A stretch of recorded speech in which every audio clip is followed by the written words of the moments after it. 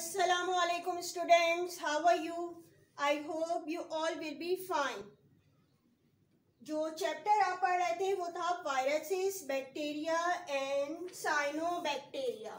ठीक है, ये चैप्टर आपका है और इसमें मैंने आपको प्रीवियस लेक्चर में जो है कुछ माइक्रो ऑर्गेनिज्म के बारे में बताया, उसके बाद वायरस के कैरेक्टरिस्टिक्स से रिलेटेड बताया गया और इसके बाद जो मैंने आपको बैक्टीरियोफेज की डायग्राम ड्रॉ की थी और उसके जो है स्ट्रक्चर के बारे में पूरा आपको एक्सप्लेन किया था और टाइप्स ऑफ वायरसेस भी जो है वो बता दिए गए थे.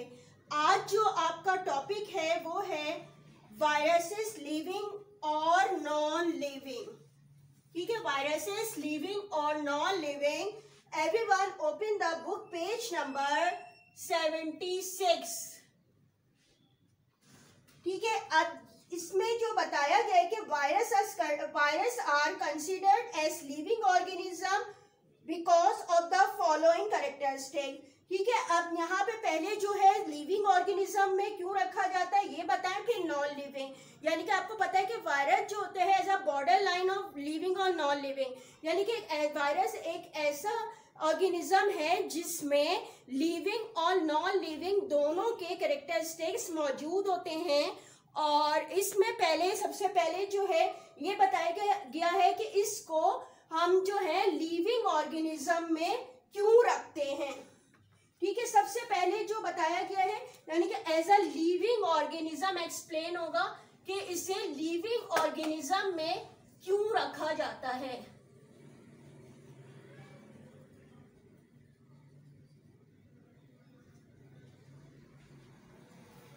अब इसे जो है लिविंग ऑर्गेनिज्म में क्यों रखा जाता है, इसका नंबर 1 पॉइंट जो बताया गया है कि वायरसेस के, मैंने आपको पिछली दफा डायग्राम भी बनाई थी तो उसमें बताया था कि इसमें क्या मौजूद होता है. डीएनए इस तरह स्ट्रक्चर बताया था कि इसमें हेरिडिटी मटेरियल यानी कि डीएनए आरएनए मौजूद होता है और जो है वो एक प्रोटीन कोड के अंदर ये मौजूद होता है. ठीक है, तो ये यही बता रहे हैं कि ये जो डीएनए और आरएनए की जो मौजूदगी है और जो प्रोटीन से जो है चारों तरफ से ये बंद होते हैं इसके अंदर, तो ये जो है किसी हद तक जो है क्रोमोसोम से रिसेंबल नजर आते हैं. जिस तरह जो होते हैं लिविंग ऑर्गेनिज्म आपको पता है कि उनमें जो है क्रोमोसोम्स मौजूद होते हैं, तो ये बता रहे हैं कि इसमें भी जो है वो जो हेरिडिटी मटेरियल डीएनए आरएनए मौजूद होता है जो कि किससे रिसेंबल कर रहा है, क्रोमोसोम से रिसेंबल कर रहा है. ठीक है, यानी कि जो डीएनए और आरएनए की प्रेजेंस है इसमें, ठीक है, इसलिए इसको हम जो है वो लिविंग ऑर्गेनिज्म में कंसिडर कर रहे होते हैं. ठीक है, सेकंड जो इन्होंने बताया है कि इनमें ये एबिलिटी होती है रिप्रोड्यूस करने की एबिलिटी होती है, यानी कि किस तरीके से ये रिप्रोड्यूस करते हैं, 1 से 2 बनते हैं. यानी कि इनमें क्या हो रहा होता है, रेप्लिकेशन का प्रोसेस हो रहा होता है. ठीक है, यानी कि रेप्लिकेशन का प्रोसेस हो रहा है, 1 से 2 बन रहे, 2 से 4 बन रहे. तो इन्होंने कहा कि ये भी जो है वो लिविंग ऑर्गेनिज्म का ही कैरेक्टर होता है कि इसमें जो है ये एबिलिटी है कि वो रिप्रोड्यूस कर सके, अपने जैसे ऑफस्प्रिंग जो है बना सके. और ये भी जो है किसी भी लिविंग ऑर्गेनिज्म का ही कैरेक्टर है कि वो अपने जैसे ऑर्गेनिज्म को पैदा कर सके. इसके बाद है नंबर 4 में इसमें बताया गया है many kinds of viruses are known as undergo mutation. यानी कि इनमें क्या होती है, म्यूटेशन का प्रोसेस होता है.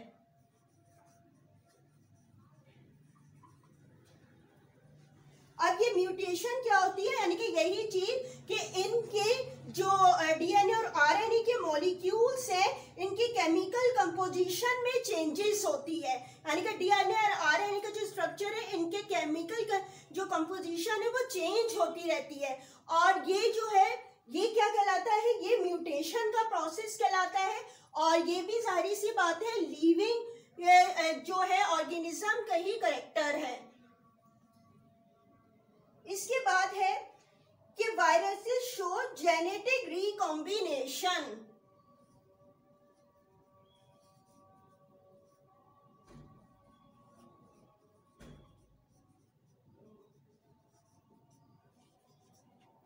जेनेटिक रिकॉम्बिनेशन यानी कि क्या हो रहा होता है, जब इनमें न्यू इंडिविजुअल जो फॉर्म हो रहे होते हैं तो उनमें क्या हो रहा होता है, मुख्तलिफ किस्म के जो है कैरेक्टरिस्टिक जो होते हैं वो ट्रांसफर हो रहे होते हैं। ठीक है, तो ये भी जो है किस किस्म की जो है कैरेक्टरिस्टिक्स है, लिविंग ऑर्गेनिज्म का। यानी कि वायरस को सबसे पहले यहाँ डिफाइन किया गया है कि हम वायरस को जो है लिविंग ऑर्गेनिज्म में क्यों रखते हैं। ठीक है, यानी कि फिर बता दूं कि वायरस जो है बॉर्डर लाइन पे होता है, यानी कि उसमें लिविंग और नॉन लिविंग दोनों कैरेक्टरिस्टिक्स होते हैं। तो सबसे पहले जो मैंने आपको ये एक्सप्लेन किया है, ये क्या है कि लिविंग ऑर्गेनिज्म को जो है लिविंग ऑर्गेनिज्म में वायरस को क्यों रखा गया है। ठीक है, किस बेस पे रखा गया है, कौन से कैरेक्टरिस्टिक्स हैं। तो ये जो सारे मैंने आपको कैरेक्टरिस्टिक बताए, ये क्या है, किसी भी लिविंग ऑर्गेनिज्म में ही होते हैं। तो हम इसे जो है लिविंग ऑर्गेनिज्म यानी लिविंग ऑर्गेनिज्म कंसीडर कर रहे होते हैं। अस्सलामु अलैकुम students, how are you? I hope you all will be fine. जो चैप्टर आप पढ़ रहे थे वो था वायरसेस, बैक्टीरिया एंड साइनोबैक्टीरिया। ठीक है, ये चैप्टर आपका है और इसमें मैंने आपको प्रीवियस लेक्चर में जो है कुछ माइक्रो ऑर्गेनिज्म के बारे में बताया, उसके बाद वायरस के कैरेक्टरिस्टिक्स से रिलेटेड बताया गया और इसके बाद जो मैंने आपको बैक्टीरियोफेज की डायग्राम ड्रॉ की थी और उसके जो है स्ट्रक्चर के बारे में पूरा आपको एक्सप्लेन किया था और टाइप्स ऑफ वायरसेस भी जो है वो बता दिए गए थे। आज जो आपका टॉपिक है वो है वायरसेस लिविंग और नॉन लिविंग। ठीक है, वायरसेस लिविंग और non living. Everyone open the book page number 76। ठीक है, अब इसमें जो बताया गया है कि virus are considered as living organism because of the following characteristic. ठीक है, अब यहाँ पे पहले जो है लिविंग ऑर्गेनिज्म में क्यों रखा जाता है ये बताएं, फिर नॉन लिविंग। यानी कि आपको पता है कि वायरस जो होते हैं as a border line of living और नॉन लिविंग। यानी कि वायरस एक ऐसा ऑर्गेनिज्म है जिसमें लिविंग और नॉन लिविंग दोनों के कैरेक्टरिस्टिक्स मौजूद होते हैं और इसमें पहले सबसे पहले जो है ये बताया गया है कि इसको हम जो है लिविंग ऑर्गेनिज्म में क्यों रखते हैं। ठीक है, सबसे पहले जो बताया गया है यानी कि as a living organism explain होगा कि इसे लिविंग ऑर्गेनिज्म में क्यों रखा जाता है।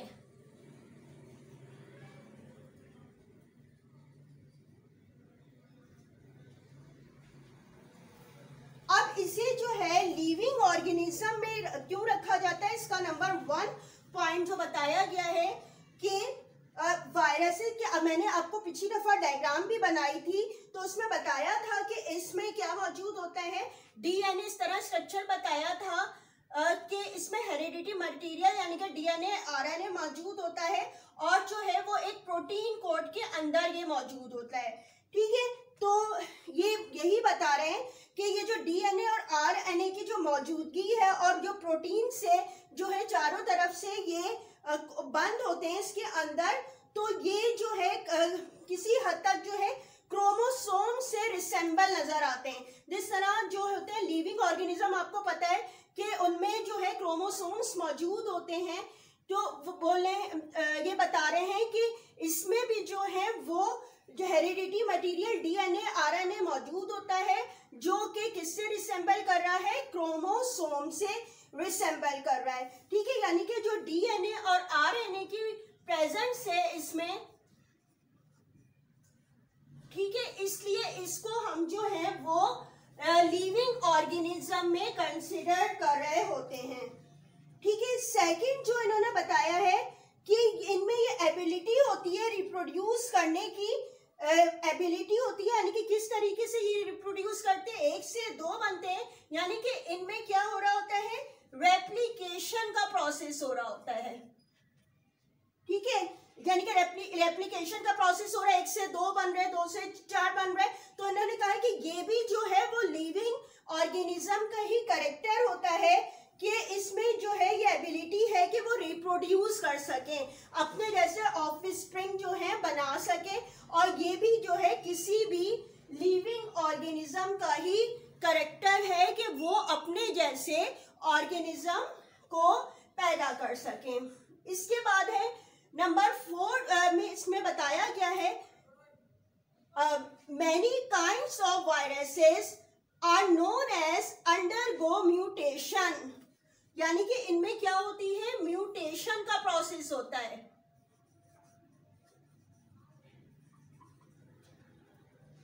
अब ये म्यूटेशन क्या होती है, यानी कि यही चीज कि इनके जो डीएनए और आरएनए के मॉलिक्यूल्स हैं, इनकी केमिकल कंपोजिशन में चेंजेस होती है, यानी कि डीएनए और आरएनए का जो स्ट्रक्चर है, इनके केमिकल का जो कंपोजिशन है वो चेंज होती रहती है। और ये जो है ये क्या कहलाता है, ये म्यूटेशन का प्रोसेस कहलाता है। और ये भी सारी सी बात है, लिविंग जो है ऑर्गेनिज्म का ही कैरेक्टर है। इसके बाद है कि वायरसेस शो जेनेटिक रिकॉम्बिनेशन।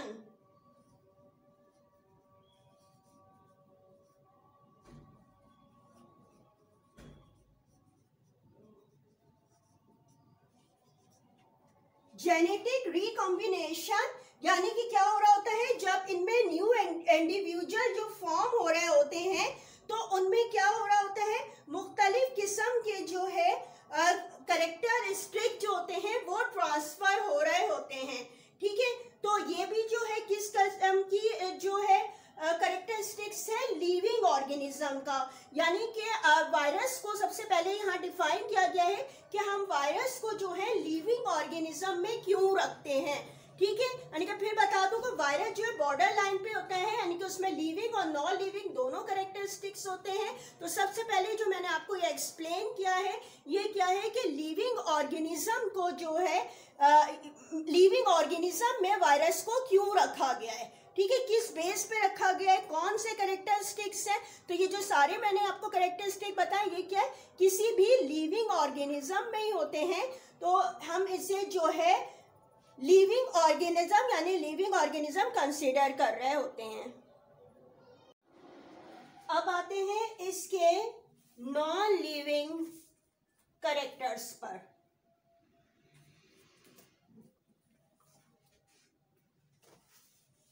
यानी कि इसको एज अ नॉन लिविंग क्यों कहा जाता है, कि इसमें कौन से कैरेक्टर्स मौजूद होते हैं।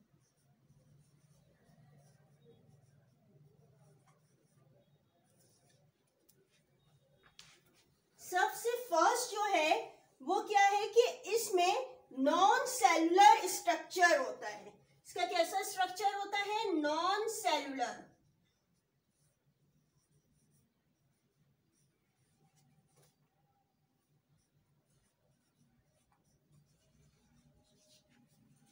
नॉन सेलुलर स्ट्रक्चर होता है, यानी कि इसमें जो आपको बताया था कि जिस तरह इसमें आरएनए, डीएनए और प्रोटीन कोड मौजूद होता है, लेकिन बाकायदा पूरा जिस तरीके से सेल का स्ट्रक्चर होता है वैसे नहीं होते, मुख्तलिफ किस्म के कंपोनेंट इसमें मौजूद नहीं होते हैं।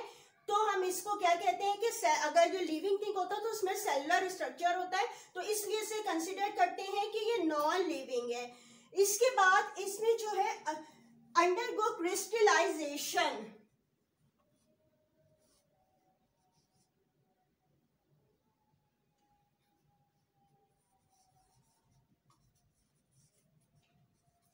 क्रिस्टलाइजेशन का प्रोसेस होता है, यानी कि जिस तरह क्रिस्टल होते हैं ना, बिल्कुल शेप का क्रिस्टल की कोई चीज बनी हुई हो, क्रिस्टल शेप का नजर आता है, तो ये जो है वो ऐसा नजर आता है जैसे क्रिस्टलाइजेशन है, क्रिस्टल का शेप का जो होता है ये नजर आ रहा होता है।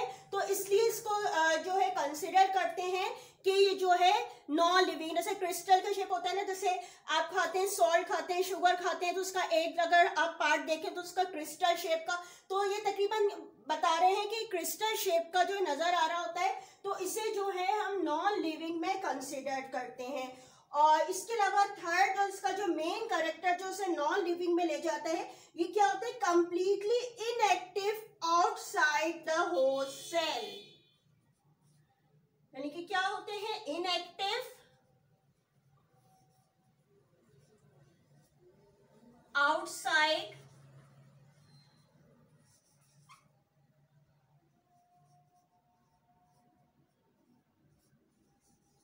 इनएक्टिव होते हैं आउटसाइड द होस्ट सेल, क्योंकि आपको बताया था कि ये कैसे होते हैं, वायरस पैरासाइट होते हैं। ठीक है, पैरासाइट माने कि किसी दूसरे लिविंग ऑर्गेनिज्म में रहते होंगे। तो जब लिविंग ऑर्गेनिज्म में चले जाते हैं तो वहां तो ये एक्टिव होते हैं, लेकिन जब जो है आउटसाइड होते हैं, होस्ट सेल में नहीं जाते हैं, होस्ट सेल में नहीं पहुंच पाते, उस वक्त तक ये बिल्कुल ऐसे होते हैं, इनएक्टिव होते हैं, उनमें कोई जो है चेंजेस उसमें नजर नहीं आ रही होती है, बिल्कुल ऐसे होते हैं कि उसमें कोई जो है कोई मूवमेंट किसी किस्म की नजर नहीं आ रही होती है, इनएक्टिव होते हैं। इसलिए हम इसे कंसिडर करते हैं कि ये क्या है, नॉन लिविंग है। ठीक है, यानी कि इसको आपको अभी टॉपिक समझाया है, यानी कि वायरस लिविंग और नॉन लिविंग के क्यों हम रखते हैं लिविंग में और हम क्यों रखते हैं इसको नॉन लिविंग में। अब जो टॉपिक मैं आपको समझाने जा रही हूं वो है वायरल डिजीजेस का।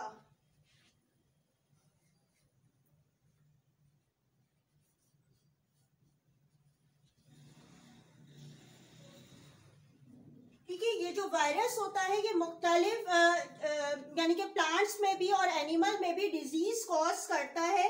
तो सबसे पहले बात होगी एनिमल वायरल डिजीज की।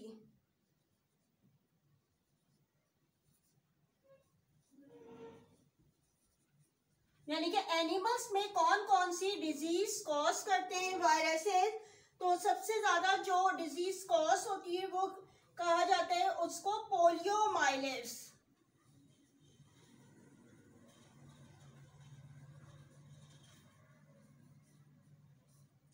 ठीक है, ये एक ऐसी डिजीज है जो कि पहले इसकी कोई भी जो है वो कंट्रोल नहीं था इसका, तो ये बहुत ज्यादा खतरनाक थी।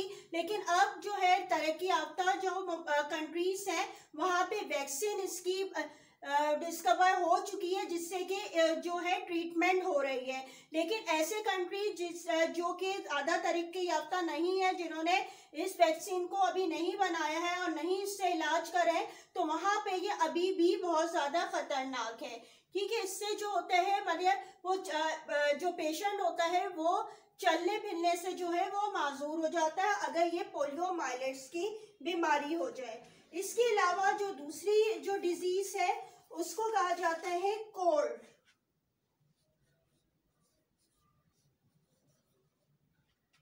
और ये कैसे डिजीज होती है, ये जो होती है वायरल इन्फेक्शन पैदा करती है कहाँ पे, आपके रेस्पिरेटरी ट्रैक में, यानी कि जो सांस लेते हैं आप, जो रेस्पिरेशन का ट्रैक है, जो ट्रैकिया वगैरह मौजूद है, उसमें जो है ये वायरस जो चला जाए तो ये डिजीज कॉज होती है। और तकरीबन 200 वायरसेस जो है, 200 टाइप्स के वायरसेस जो कि कोल्ड को फैला रहे हैं वो अभी तक आइडेंटिफाई हो चुके हैं। यानी कि 200 टाइप्स के वायरस जो है डिफरेंट, ये कोल्ड की डिजीज को कॉज कर रहे हैं। और इसके कंट्रोल के लिए भी जो है मुख्तलिफ किस्म की जो है वैक्सीन डिस्कवर्ड हो चुकी हैं। इसके अलावा जो वायरल डिजीज होती हैं उनमें नेम है जिसे कहा जाता है मीजल्स, और इसके अलावा मम्स की। ठीक है, ये ज्यादातर चिल्ड्रन में होती है डिजीज। ये ऐसी वायरल डिजीज है जो कि ज्यादातर चिल्ड्रन में, बच्चों में होती है। और इसके भी यानी कि कंट्रोल जो है मौजूद है, यानी कि इसके लिए भी मुख्तलिफ किस्म की वैक्सीन जो है डिस्कवर्ड हो चुकी है। इसमें ज्यादातर जो वैक्सीन यूज की जाती है उसको कहा जाता है MMR वैक्सीन। ठीक है, इसके बाद जो आती है यानी कि 1985 में बताया गया है, 1985 में जो है HIV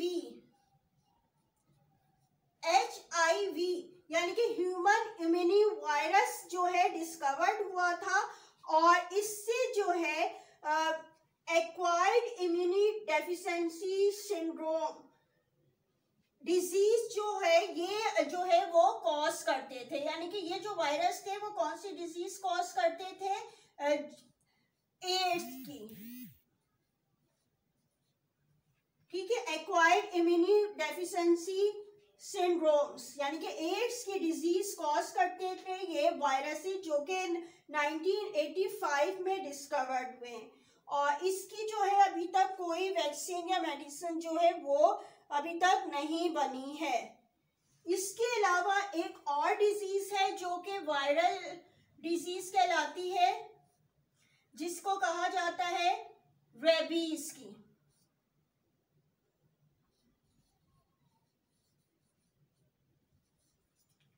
ठीक है, ये भी एक वायरस से जो है ये कॉज होती है।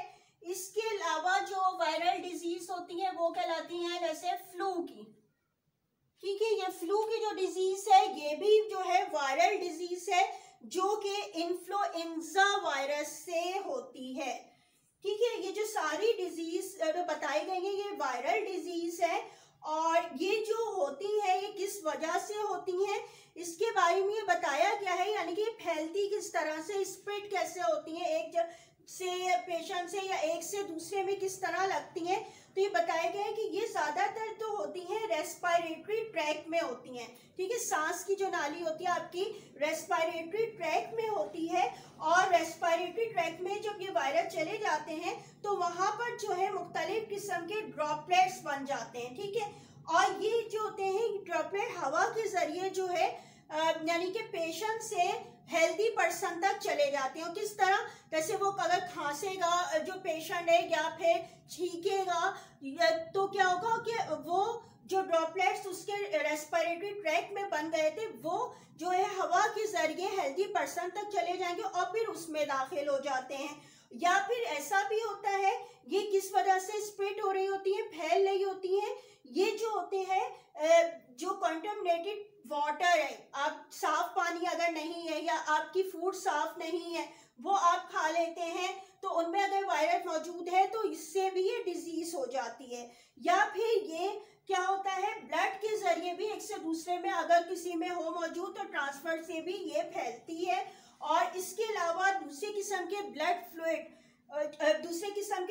फ्लूइड भी और फ्लूइड भी, यानी कि जो ब्लड के जरिए तो फैल ही रही है, इसके अलावा जो मुख्तलिफ किस्म के फ्लूइड मौजूद होते हैं जैसे कि सलाइवा है आपके माउथ में, या फिर जो आपके जो स्वेट है पसीना जो निकलता है, इसके जरिए भी जो है एक से दूसरे को ये लग सकती है।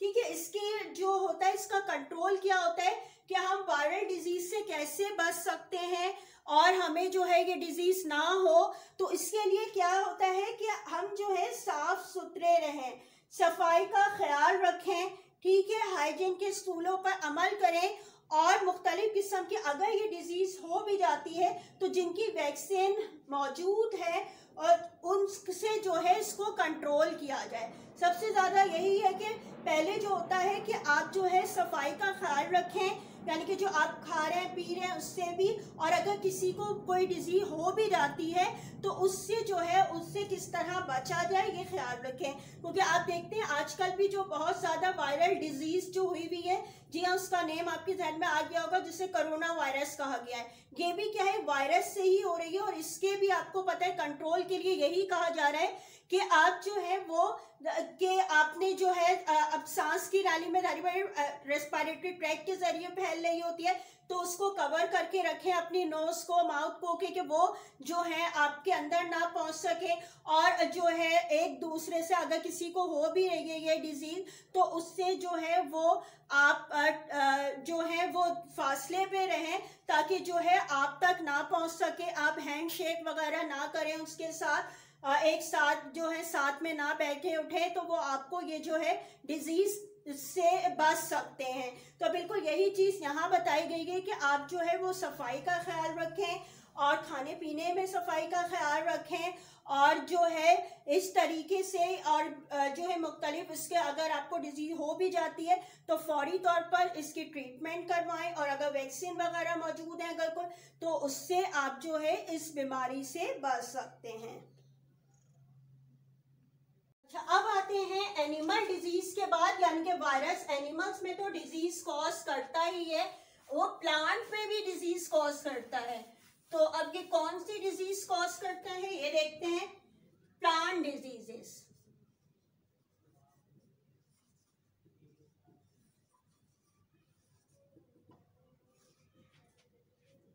अच्छा, जो सबसे ज्यादा फेमस डिजीज जो होती है प्लांट में होती है उसे कहा जाता है टोबैको मोज़ेक डिजीज।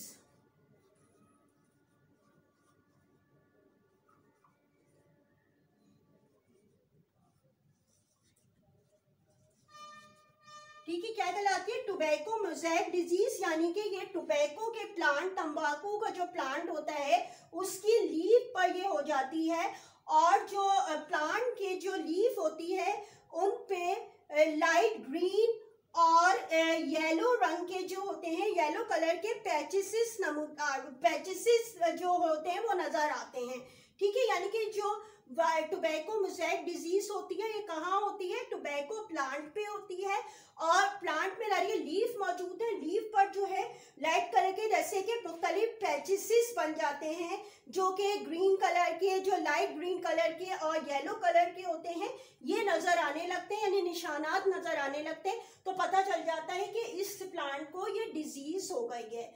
अच्छा, यानी कि जो ये एग्रीकल्चरिस्ट होते हैं जो कि मुख्तलिफ क्रॉप्स वगैरह ग्रो करते हैं, ये अभी तक जो है वायरस से होने वाली डिजीज का कोई जो है वो इलाज नहीं डिस्कवर्ड कर सके, यानी कि कोई जो है मेडिसिन वगैरह कोई जो है वो नहीं बना सके हैं कि उनका स्प्रे किया जा सके।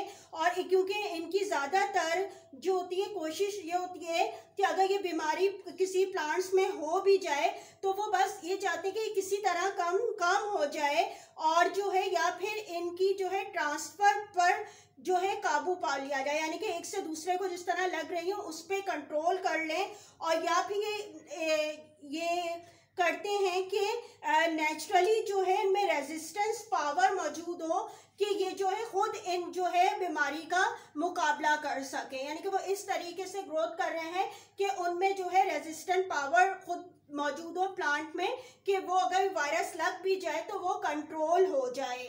ठीक है, ये तो थी आपकी प्लांट डिजीज का। अब आ जाते हैं होमवर्क पे। ठीक है, होमवर्क जो आपको मैं दे रही हूँ वो पहले ये क्वेश्चन देख लीजिए।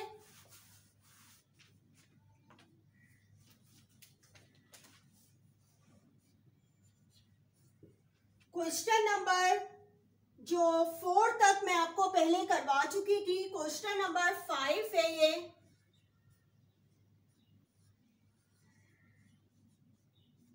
डिस्क्राइब द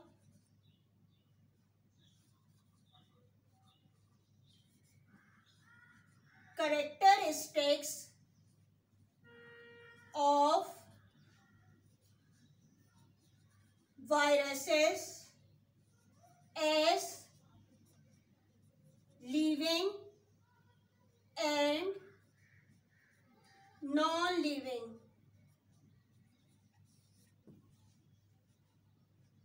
क्वेश्चन नंबर 6 है,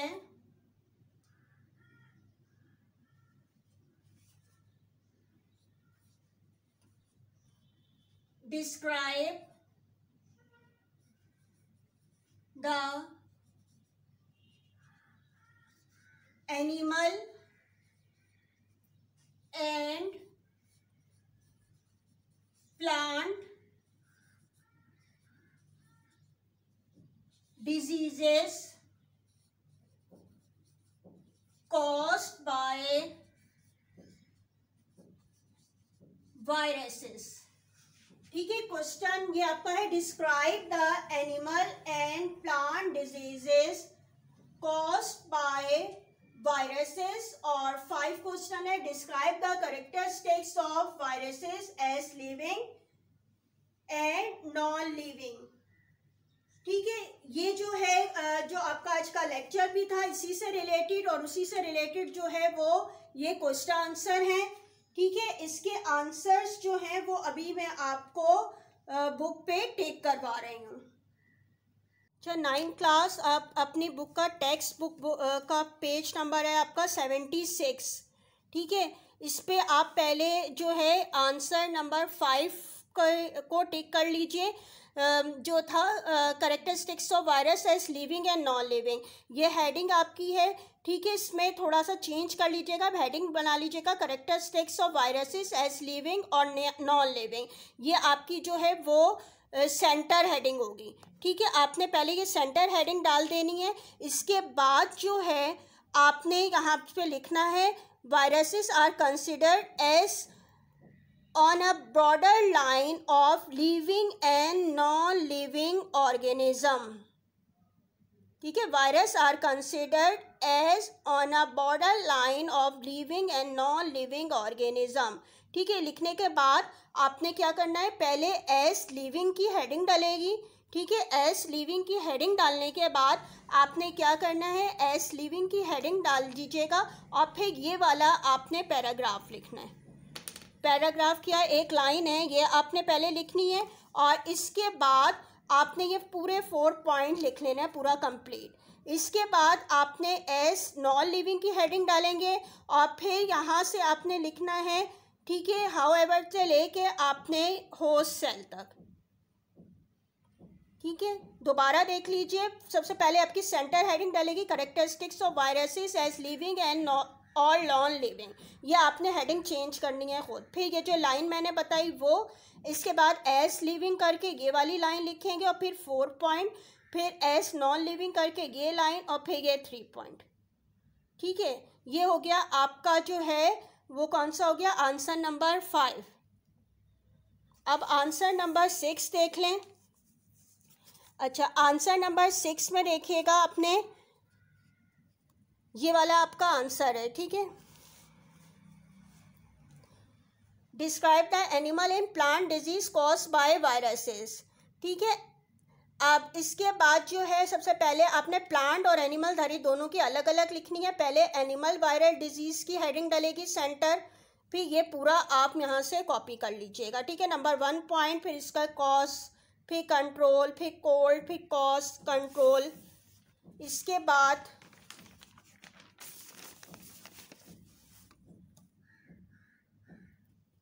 ये देख लीजिए। ठीक है, मीजल्स एंड मम्स के ये पूरा लिखिएगा। इसके बाद आपने जो है ये वाली ह्यूमन इम्यूनो वायरस का लिखिएगा, फिर रेबीज की, फिर फ्लू। ठीक है, यहाँ तक। इसके बाद प्लांट वायरस पे आ जाइए। ठीक है, ये पैराग्राफ पूरा लिखिएगा और इसके बाद जो है आपने इस पेज पे आ जाइए और यहाँ तक बस लिखना है। ठीक है, ये कंट्रोल यहाँ तक।